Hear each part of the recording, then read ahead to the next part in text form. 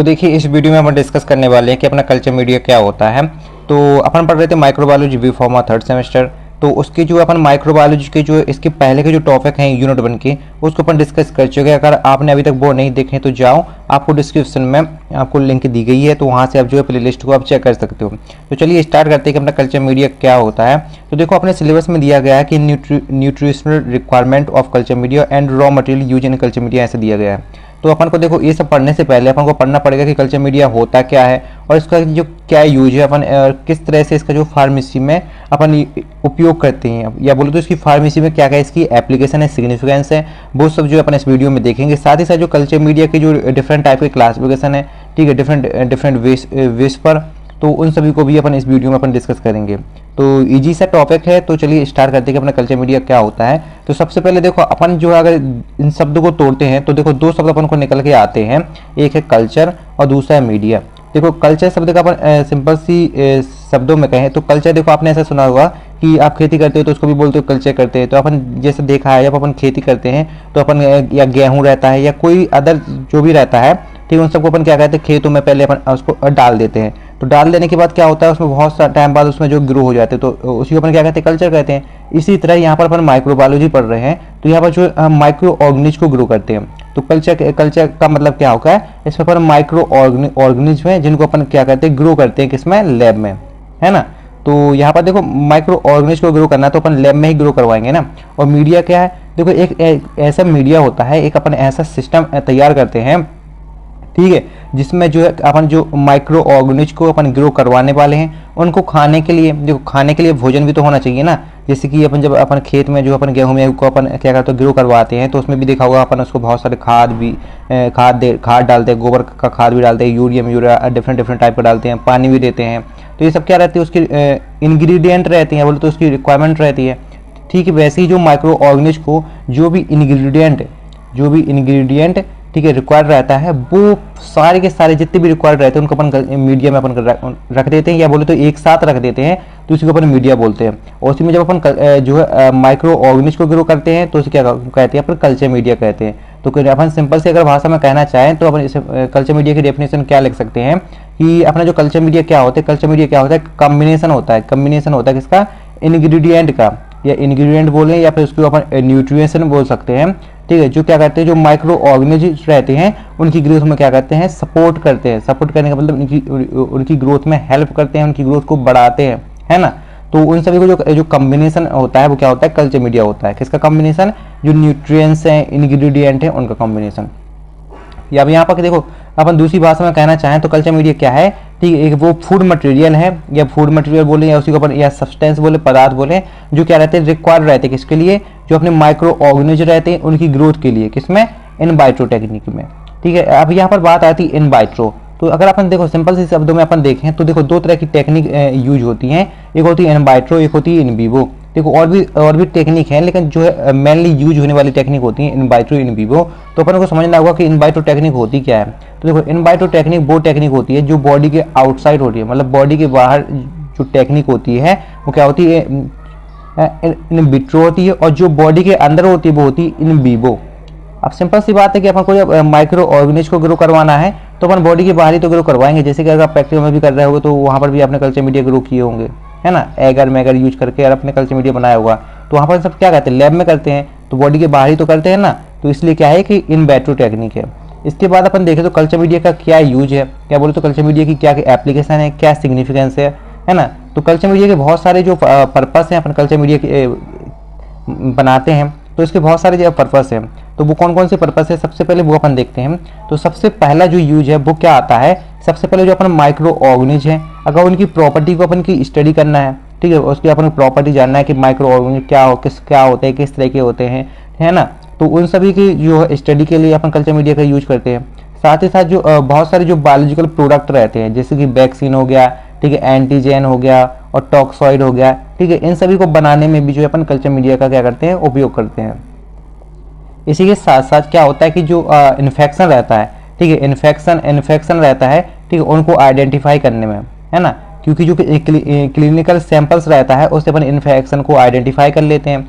और साथ ही इन्फेक्शन को आइडेंटिफाई करेंगे तभी अपन क्या कर सकते हैं, उसका जो प्रॉपर ट्रीटमेंट कर सकते हैं किसका, इन्फेक्शन का। क्योंकि अगर आपको इन्फेक्शन पता ही नहीं है कि किस बैक्टीरिया की वजह से हो रहा है या फंगाई की वजह से हो रहा है, या कौन सा माइक्रो ऑर्गेनिज्म रिस्पॉन्सिबल है उस इन्फेक्शन के लिए, है ना, तो उसको आइडेंटिफाई करने के लिए, है ना। क्योंकि जब तक आप इन्फेक्शन को आइडेंटिफाई नहीं करोगे तो आप जो आपके एंटीबायोटिक्स रहते हैं उनको नहीं दे पाओगे, और उनको नहीं दे पाओगे तो उसका क्या है, प्रॉपर तरीके से ट्रीटमेंट नहीं हो पाएगा और आपका इन्फेक्शन ठीक नहीं हो पाएगा। तो इन्फेक्शन को आइडेंटिफाई करने के लिए भी जो है कल्चर मीडिया का यूज किया जाता है। अब बात आती है जो कि कल्चर मीडिया कितने टाइप का होता है। तो देखो कल्चर मीडिया को जो है डिफरेंट टाइप पे जो है यहाँ पर क्लासीफाई किया गया है। तो सबसे पहले देखो अपन यहाँ पर देखें तो कल्चर मीडिया को देखो तीन तरह से अपन क्लासीफाई करेंगे। सबसे पहले उसकी जो है कंसिस्टेंसी के बेस पर अपन क्लासीफाई करेंगे। कंसिस्टेंसी के बेस पर इसको जो है तीन तरह से क्लासीफाई किया गया है। कौन कौन सा है, सॉलिड, सेमी सॉलिड और लिक्विड। और दूसरा है कंपोजिशन के बेस पे। तो कंपोजिशन के बेस पे दो तरह का है, एक है सिंथेटिक, नॉन सिंथेटिक, दो तरह का कल्चर मीडिया है कंपोजिशन के बेस पे। अब जो तीसरा दिया गया है वो एप्लीकेशन यानी कि उपयोग के बेस पे, ठीक है। तो सबसे पहले कल्चर मीडिया आता है वो basic enriched, selective enrichment, differentiate और ट्रांसपोर्ट इन एरोबिक और ऐसे कल्चर मीडिया, है ना। इसके साथ साथ अब अपन देखें अगर इनके अंदर के डिटेल के बारे में बात करें तो सबसे पहले अपन देखते हैं कि बेस्ड ऑन कंसिस्टेंसी। तो बेस्ड ऑन कंसिस्टेंसी के हिसाब से अपन ने देखा था कि तीन तरह का था, सॉलिड, सेमी सॉलिड और लिक्विड। तो इसमें कंसिस्टेंसी अपन किस लिए देखते हैं, तो जो अगर सबसे इंपॉर्टेंट रहता है कल्चर मीडिया के लिए वो है एगर। याद रखना एगर जो है बहुत इंपॉर्टेंट रहता है कल्चर मीडिया के लिए। अब क्योंकि एगर का काम क्या रहता है कि आपका जो देखो कल्चर मीडिया रहता है उसको सॉलिडिफाई करता है, मतलब जितना उसमें ज़्यादा एगर होगा उतनी ज़्यादा वो क्या होगा, कठोर होगा, उतनी ज़्यादा जमा हुआ सा होगा, है ना। जैसे आप घी देखते हो तो आप घी को क्या देखते हो कि बहुत ज़्यादा वो भी हो जाता है, क्या होता है, लिक्विड की तरह, पानी की तरह भी हो जाता है और बहुत ज़्यादा जम भी जाता है ना। तो आप ऐसा समझो कि अगर उसमें जितना ज़्यादा एगर है ना, तो आपका जो कल्चर मीडिया होगा उतनी ज़्यादा सॉलिड होगा, ठीक, उतनी ज़्यादा जमा हुआ सा होगा। और जितना कम एगर है तो वो उतना ज़्यादा लिक्विड होगा, है ना। तो आपका कहें तो एगर क्या है, सॉलिडिफाइंग एजेंट है।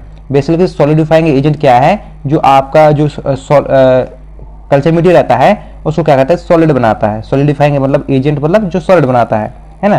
तो बेस्ड ऑन कंसिस्टेंसी के हिसाब से कल्चर मीडिया में जो एगर जो है बहुत ज़्यादा इंपॉर्टेंट रहता है, ठीक है। और एगर क्या है, एक सॉलिडिफाइंग एजेंट है। अब देखो एगर की मात्रा के बेस पे जो क्लासीफाई किया गया है, अगर एगर की जो मात्रा है वो 1.5% से ज़्यादा है तो वो क्या है, सॉलिड है, ठीक है। और वहीं अगर एगर की मात्रा लेस देन, अगर मतलब 0.5% से कम है तो क्या है, सेमी सॉलिड है। वहीं अगर एगर एब्सेंट है, अगर एगर आपने नहीं मिलाया है कल्चर मीडिया में या बहुत ही माइनर क्वांटिटी में, मतलब बहुत कम क्वांटिटी में अगर आप कल्चर मीडिया में एगर यूज करते हो तो वो क्या है, लिक्विड कल्चर मीडिया कहलाता है ना। सिंपल सी बात होगी एगर के बारे में। अब यहाँ पर देखो दूसरा पर देखें तो अगर कंपोजिशन के बेस पे जो आपकी कंपोजिशन रहती है, कंपोजिशन मतलब आपने उसमें एक किस तरह के आपने जो इंग्रेडिएंट बनाने में यूज किए हैं, या बोलो जब कल्चर मीडिया बनाते हो तो आप किस तरह के जो है पदार्थ या सब्सटेंस उसको बनाने में यूज किए, आपने प्योर यूज किए या फिर आपने प्योर यूज नहीं किए, या आपने किसकी क्वांटिटी कितनी ली क्या नहीं ली, तो वो सब कंपोजिशन कहलाती है। कंपोजिशन मतलब उसको बनाने में आपने कौन कौन सी चीज़ का यूज किया। तो उसके बेस पे अपन यहाँ पर जो कल्चर मीडिया को जो है अपन जो है फॉलोइंग टाइप में अपन क्लासीफाई कर सकते हैं। लेकिन अगर अपन वहाँ पर बात करें थोड़ी सी तो अपन को पता है कि जब अपन कल्चर मीडिया बनाते हैं तो बहुत सारी कंपोजिशन की अपन को रिक्वायर्ड रहती है। जैसे कि आपको बहुत सारे एनर्जी सोर्स की जरूरत होती है, क्योंकि उसमें जो माइक्रो ऑर्गेनिज्म होंगे तो उनको एनर्जी की रिक्वायरमेंट रहती है, क्योंकि बिना एनर्जी के तो कोई जीवित रहता नहीं है ना। तो एनर्जी सोर्स की उनको रिक्वायरमेंट होगी, साथ ही साथ जो कार्बन सोर्स की भी रिक्वायर्ड होगी, नाइट्रोजन सोर्स, और इसी के साथ साथ मोस्ट इंपोर्टेंट रहता है वाटर, क्योंकि आपको जितना ज़्यादा वाटर होगा तो वहाँ पर बैक्टीरिया उतनी ज़्यादा ग्रो करते हैं। जैसे आपको पता है कि जहाँ पर जो ठीक है मॉइस्चर होता है, इसको थोड़ा सा समझो। जैसे कि आप कभी कभी देखते हो कि जब क्या होता है, जब बारिश का मौसम आता है तो उसमें आप देखते हो कि जो अपने कपड़े रहते हैं तो उसमें क्या हो जाता है, जो है अगर आप जो कपड़े पूरी तरह से सूख नहीं पाते हैं ना, थोड़ा सा उसमें मॉइस्चर कंटेंट रहता है, नमी सी रह जाती है, तो आप देखते हो कि कुछ टाइम रखे रहने के बाद जो है ना उससे जो स्मेल आने लगती है ना, तो उसमें क्या होता है, उसमें बैक्टीरिया ही तो ग्रो हो जाते हैं, है ना। तो जहाँ पर जब मॉइस्चर होता है वहाँ पर बैक्टीरिया बहुत जल्दी ग्रो करते हैं, है ना। इसलिए यहाँ पर जो है वाटर बहुत इंपॉर्टेंट रहता है। साथ ही साथ जो बैक्टीरिया की ग्रोथ करने के लिए बहुत सारे ग्रोथ फैक्टर होते हैं, विटामिन होते हैं, ठीक है, उनकी भी क्या रहती है, बहुत ज़्यादा रिक्वायरमेंट रहती है। क्योंकि जितने ज़्यादा विटामिन होंगे, ग्रोथ फैक्टर होंगे, क्योंकि ग्रोथ फैक्टर मतलब जो ग्रोथ को जो बढ़ाते हैं। अगर आपको ज़्यादा ग्रोथ चाहिए माइक्रो ऑर्गेनिज्म की तो आपको ग्रोथ फैक्टर डालने पड़ेंगे, है ना। और आप जो है कल्चर मीडिया बनाते किस लिए हो, क्योंकि जो बैक्टीरिया की ग्रोथ अच्छी हो, इसलिए उसमें ग्रोथ फैक्टर भी बहुत ज़्यादा इंपॉर्टेंस रहते हैं। अब ये तो सिंपल सी बात होगी उसकी जो कंपोजिशन की। अब यहाँ पर टाइप की देखो तो दो तरह का होता है, आपको पता ही, एक होता है सिंथेटिक, होता है नॉन सिंथेटिक। अब यहाँ पर देखो सिंथेटिक मीडियम बुक क्या कहलाता है, तो आप क्या करते हो, जब कल्चर मीडिया को बनाने के लिए आप एकदम प्योर इंग्रेडिएंट या बोले तो जो प्योर कंपोजिशन रहता है उसको यूज कर सकते हो। प्योर कंपोजिशन मतलब जो आपको जो कंपोजिशन उसमें यूज की है वो क्या है, नॉन है। आपको उसकी क्वांटिटी पता है, ठीक है, उसकी क्वालिटी पता है, ये सब आपको अगर पता है और आपने उसमें नॉन क्वांटिटी की कंपोजिशन यूज की है तो वो क्या है, सिंथेटिक मीडिया है। वहीं आपने अगर अननोन, ठीक है, आप अननोन यानी कि आपने अननोन इंग्रेडिएंट यूज किए हैं, मतलब आपको पता ही नहीं आपने इसमें कौन कौन से इंग्रेडिएंट यूज कर दिए हैं, तो वो क्या है, नॉन सिंथेटिक मीडियम है ना। आपको समझ में आया। अगर आप जो है नॉन कंपोजिशन के इंग्रेडिएंट या न्यूट्रिएंट्स यूज कर रहे हो तो वो सिंथेटिक कल्चर मीडिया है। वहीं आप जो अननोन क्वांटिटी के इंग्रेडिएंट यूज कर रहे हो तो वो क्या है, नॉन सिंथेटिक कल्चर मीडिया है। सिंपल सी बात है, होप आपको समझ में आ गई होगी। तो कंपोजिशन के बेस पे दो तरह के होते हैं, सिंथेटिक और नॉन सिंथेटिक। अभी तो सिंपल सी बात होगी, इजी वाले हो गए। अब जो सबसे जो है कठिन वाले यहाँ पर अगर देखें, कठिन नहीं बोले, बहुत ईजी है लेकिन बहुत ज़्यादा टाइप है, नाम याद करने में परेशानी होगी ना। तो अगर अपन देखें तो कल्चर मीडिया जो है एप्लीकेशन के बेस पे जो है सबसे पहले जो डिवाइड किया गया है वो है बेसिक कल्चर मीडिया। तो बेसिक कल्चर मीडिया कहें या बोले तो इसको अपन नॉर्मल कल्चर मीडिया कहें। नॉर्मल कल्चर मीडिया मतलब कि इसमें आप क्या करते हो कि आपका जो कल्चर मीडिया रहता है उसमें जो है हर टाइप के जो है आपको इंग्रेडिएंट यूज रहते हैं, ठीक है। ये बोले जो आप नॉर्मल कल्चर मीडिया बनाते हो ना उसी को अपन कहते हैं बेसिक कल्चर मीडिया, है ना।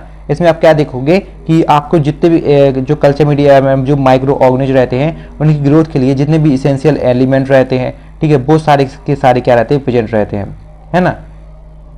और इसी को अपन क्या कहते हैं, जनरल कल्चर मीडिया भी कहते हैं। तो जनरल कल्चर मीडिया को ही अपन बेसिक कल्चर मीडिया कहते हैं, जिसमें क्या रहते हैं और टाइप के इसेंशियल एलिमेंट कंटेंट रहते हैं जो कि आपकी बैक्टीरिया की ग्रोथ के लिए क्या रहते हैं, रिस्पॉन्सिबल रहते हैं। आपका जो एनरिच कल्चर मीडिया होता है वो क्या होता है, तो सिंपल सी एक चीज़ को समझो कि आपने एक क्या बनाया, एक जो है आपने जो है एक क्या लिया, कल्चर मीडिया बनाया जिसमें आपके जो है ऑल टाइप के जो है इंग्रेडिएंट यूज हैं। अब ये जो कल्चर मीडिया होगा ये कौन सा होगा, तो आप इसको कहोगे आपका एक कौन सा कल्चर मीडिया है, बेसिक कल्चर मीडिया है, ठीक है। आपका क्या है, बेसिक कल्चर मीडिया है। अब यार क्या करोगे, अगर इसी बेसिक कल्चर मीडिया में आप क्या कहोगे, कुछ एक्स्ट्रा न्यूट्रिएंट्स मटेरियल जैसे कि आप हो गया ब्लड हो गया, ठीक है, सेरम हो गया, ठीक है, यॉक हो गया। यॉक वही जो आप अंडे देखते हो ना, तो अंडे के अंदर जो पीला पीला पार्ट होता है ना, वही है ना। तो जब आप जो कल्चर मीडिया में ब्लड, सेरम और यॉक ये तीन चीज़ आप ऐड कर देते हो तो उसी को अपन क्या कहते हैं, एनरिच कल्चर मीडिया कहते हैं। मतलब आपके पास एक नॉर्मल कल्चर मीडिया है और उसमें आपने जो एक्स्ट्रा चीज़ें क्या कर दी, ऐड कर दी, तो वो क्या है, एनरिच कल्चर मीडिया है। अब वही बात आती है एनरिचमेंट कल्चर मीडिया क्या होता है। तो देखो इसमें क्या लिखा हुआ है, यहाँ पर देख ध्यान से देखना कि in this type of culture media antibiotic is use to reduce growth of unwanted bacteria. मतलब कि आपके पास क्या है, एक जो है बेसिक कल्चर मीडिया, आप हर जगह बेसिक ही देखो, आपके पास बेसिक कल्चर मीडिया है, उसमें आपने क्या कर दिया, जो आपका जो एंटीबायोटिक रहता है, एंटीबायोटिक को क्या कर दिया आपने इसमें ऐड कर दिया, है ना। तो एंटीबायोटिक क्या कहेगा कि आपके जो कल्चर मीडिया के अंदर जो अनवांटेड बैक्टीरिया है, ऐसे बैक्टीरिया जिनकी ग्रोथ आपको चाहिए नहीं है या आपको बोले तो उन बैक्टीरिया की आपको कोई ज़रूरत नहीं है, तो उनकी ग्रोथ को क्या करेगा, वो रिड्यूस कर देगा, है ना। तो अगर आप कल्चर मीडिया में आप एंटीबायोटिक यूज करते हो तो वो क्या कहलाता है, एनरिच कल्चर मीडिया कहलाता है ना। और जब आप एंटीबायोटिक यूज करते हो तो क्या होता है कि आप में जो अनवांटेड बैक्टीरिया रहते हैं, ठीक है, उनकी ग्रोथ रुक जाती है, वो मर जाते हैं क्योंकि, है ना। तो जब इनकी ग्रोथ रुकेगी तो आपकी जो उसमें न्यूट्रिशन आपने इंग्रेडिएंट मिलाए हुए हैं, न्यूट्रिशन मिलाए हुए हैं, या बोले तो आपको जो फूड मटेरियल है जो आपकी बैक्टीरिया के लिए रिस्पॉन्सिबल रहता है, वो जो है जो अनवांटेड बैक्टीरिया है वो खाएंगे नहीं, तो फूड बचा रहेगा, और जितना ज़्यादा फूड बचा रहेगा उतनी ज़्यादा क्या होगी, उसकी जो है बैक्टीरिया की ग्रोथ होगी। तो जो बैक्टीरिया आपको चाहिए, डिजायर्ड बैक्टीरिया है, ठीक है, उनकी क्या होगी, जो कंसंट्रेशन मात्रा क्या होगी, इंक्रीज होगी। इंक्रीज होने का मतलब क्या होता है, बढ़ जाती है ना। सिंपल सा होगा, आपको समझ में आ गया होगा। अब बात आती है यहाँ पर सिलेक्टिव मीडिया क्या होता है। तो देखो नाम से समझ में आ रहा है कि क्या एक सिलेक्टिव मीडिया है। सिलेक्टिव मीडिया मतलब कि आप जब कल्चर मीडिया बनाते हो तो आप एक ऐसा कल्चर मीडिया बनाते हो जिसमें किसी जो सिलेक्टिव जो बैक्टीरिया रहते हैं उनकी ग्रोथ करवाते हैं। मतलब आपके पास जिस टाइप का आपको बैक्टीरिया ग्रो करवानी है तो आप कल्चर मीडिया में उसी टाइप का जो फूड मटेरियल रहता है, इंग्रेडिएंट रहते हैं, या बोलते तो उसी टाइप की आप कंपोजिशन क्या करवाते हो, प्रोवाइड करवाते हो। तो उस टाइप के कल्चर मीडिया को अपन क्या कहते हैं, सिलेक्टिव कल्चर मीडिया कहते हैं, है ना। सिलेक्टिव कल्चर मीडिया में एक बात और याद रखना कि जब अपन सिलेक्टिव कल्चर मीडिया बनाते हैं तो उसमें जो अपन किसी एक टाइप के जो बैक्टीरिया रहते हैं उनकी ही ग्रोथ करवा सकते हैं। ऐसा नहीं कि आप सिलेक्टिव कल्चर मीडिया में जो मल्टीपल टाइप की बैक्टीरिया की ग्रोथ करवा सकते हैं, नहीं, आप किसी जो है एक सिलेक्टेड टाइप के बैक्टीरिया की क्या कर सकते हैं, ग्रोथ करवा सकते हैं, क्योंकि आपने उसमें जो है उसी तरह के आपने टेम्परेचर प्रोवाइड करा रहे हो, उसी तरह का आप इंग्रेडिएंट प्रोवाइड करा रहे हो, है ना। और जो आप सारी की सारी कंडीशन जो फॉलो कर रहे हो जो उस टाइप के बैक्टीरिया के लिए रिस्पॉन्सिबल रहता है। और आपको एक चीज़ और पता होगी कि जो अलग अलग टाइप के बैक्टीरिया के लिए अलग अलग टाइप का फूड मटेरियल, ठीक है, अलग अलग टाइप की जो है कंडीशन रिक्वायरमेंट रहती है। कोई जो है हाई टेम्परेचर पर भी ग्रो कर सकता है और कोई जो हाई टेम्परेचर पर ग्रो ना करके जो है लो टेम्परेचर पर ग्रो करता है ना। तो हर टाइप के बैक्टीरिया की अलग अलग तरह की क्या होती है, रिक्वायरमेंट होती है। अब यहाँ पर बात आती है कि डिफ्रेंशिएट मीडियम क्या होता है। तो इसमें अपन क्या देखते हैं कि दिस इज लिक्विड मीडियम, यानी कि क्या है कि लिक्विड मीडिया है, ठीक है, जिनमें क्या रहता है अपन जो मेटाबॉलिक डाई रहता है, ठीक है, उसको यूज करते हैं। अब देखो डाई जहाँ भी शब्द अब नया नया आ रहा होगा माइक्रोबायोलॉजी में, आप नए नए पढ़ रहे होगे, लेकिन जब आप यूनिट 2 पढ़ोगे माइक्रोबायोलॉजी का तो वहाँ पर इसको जो बार बार यूज करोगे। तो डाई देखो एक ऐसा एक केमिकल होता है या बोलो तो ऐसा एक सब्सटेंस होता है जो क्या करता है, कलर कर देता है। डाई मतलब कलर, इस तरह समझ जाना, है ना। तो इसमें क्या करते हैं अपन जो है मेटाबॉलिक डाई का यूज करते हैं। अब बात आती है कि जो कल्चर मीडियम में अपन ने मेटाबॉलिक डाई का यूज किया है, तो इसमें क्या लिखा है, देखो नाम से देखो, डिफरेंशिएट मीडिया, है ना। तो अपन क्या करते हैं, मेटाबॉलिक डाई का यूज करके आपको जो कल्चर मीडिया में आपको जो बैक्टीरिया रहते हैं उनको क्या करते हैं, आइडेंटिफाई करते हैं। वो आइडेंटिफाई के बेस पे अपन उनमें क्या करते हैं, डिफरेंशिएट करते हैं, मतलब अलग अलग तरह से दोनों के बीच डिफरेंस पैदा कर सकते हैं ना, ऐसा बोल सकते हैं, है ना। क्योंकि जो है जब आप मेटाबॉलिक डाई का यूज करोगे तो आपको जो बैक्टीरिया रहते हैं, अलग अलग प्रकार के बैक्टीरिया होंगे, वो अपना अलग अलग कलर शो करेंगे, है ना। तो हर बैक्टीरिया का एक डिफरेंट कलर होता है ना। तो उसी के बेस पे अपन जो है बैक्टीरिया को आइडेंटिफाई कर सकते हैं। तो जब भी अपन डिफरेंशिएट मीडियम का अपन यूज करते हैं तो उसमें क्या होता है, आपको जो जब भी अब बैक्टीरिया को आइडेंटिफाई करना होता है उस टाइम पे अपन इसको बनाते हैं। बाकी जो आपका छठवां दिया गया वो ट्रांसपोर्ट मीडियम। तो ट्रांसपोर्ट मीडियम क्या होता है, इसको भी देखो। तो ट्रांसपोर्ट मीडियम क्या होता है कि जब आप कोई कल्चर मीडिया बनाते हो और आपको उसको जो बहुत ज़्यादा लॉन्ग टाइम के लिए आपको रखना है ना। तो लॉन्ग टाइम के लिए जब आपको किसी बैक्टीरिया को रखना है तो उस टाइम के लिए आप जो है ट्रांसपोर्ट मीडियम को बनाते हो, है ना। तो यहाँ पर क्या लिखा होगा, इसको देखो आप कि it is used because culture media bacteria died in around 7 days. क्या मतलब, कहने का मतलब ये है कि जब आप क्या करते हो, कल्चर मीडिया बनाते हो तो कल्चर मीडिया में जो बैक्टीरिया रहते हैं वो 7 दिन में मर जाते हैं। लेकिन क्या होता है कि जब आपको बैक्टीरिया की जो रिक्वायरमेंट रहती है, मान लो आपके बैक्टीरिया के बारे में स्टडी करनी और आप 7 दिन से ज़्यादा उसमें टाइम लग रहा है, मान लो जैसे आपको 15-20 दिन टाइम लग रहा, तो इस टाइम में आप क्या करोगे, क्योंकि आपने जो कल्चर मीडिया बनाया है उस टाइम में जो आपकी बैक्टीरिया की जो डेथ जो है वो 7 दिन में हो जाती है। तो उसी के लिए जो अपन ट्रांसपोर्ट मीडियम को बनाते हैं। तो इस तरह के मीडियम में जो क्या कहते हैं, आप बैक्टीरिया को आप लॉन्ग टाइम के लिए जो है जिंदा रख सकते हो, है ना। तो ट्रांसपोर्ट मीडियम आपको समझ में आ गया होगा।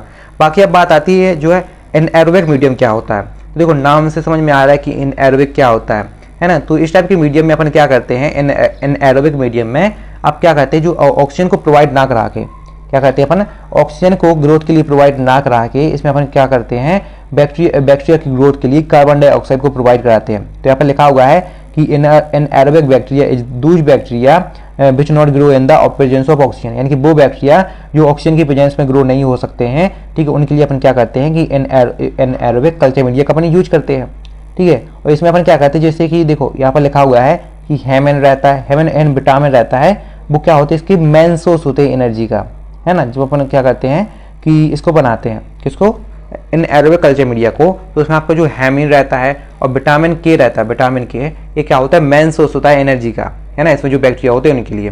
तो सिंपल सी चीज़ें आपको समझ में आ गई होगी।